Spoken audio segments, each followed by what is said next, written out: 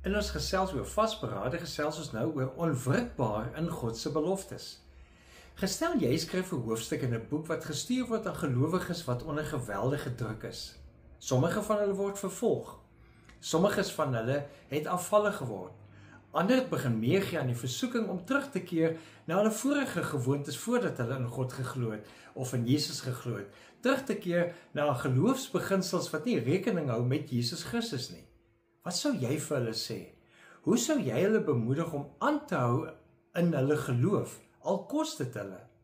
Nou wel, dis die konteks waarin die Hebreërskrywer hierdie brief of boek dan nou skryf.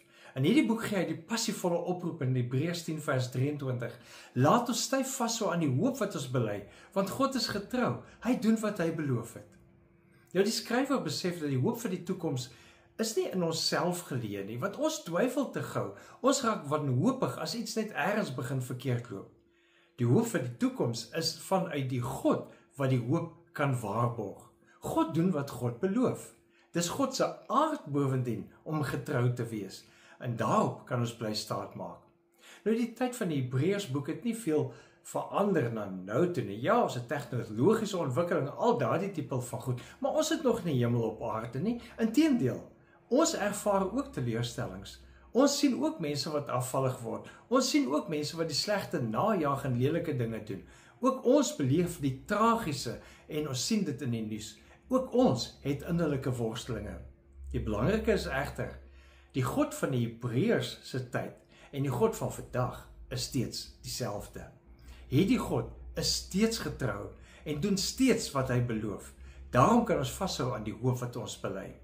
Nou vanuit die sielkunde het die navorsing van Snyder vir ons gewys dat hoop is 'n baie kritiese faktor in veerkragtigheid.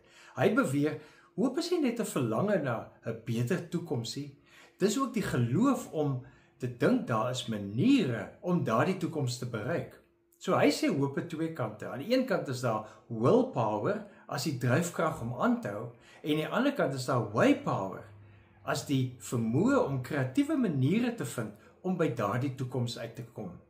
Nou vertroue in God het hierdie besondere krag en geleentheid wat dit vir ons gee, omdat God vir ons help met beide die willpower en die waypower.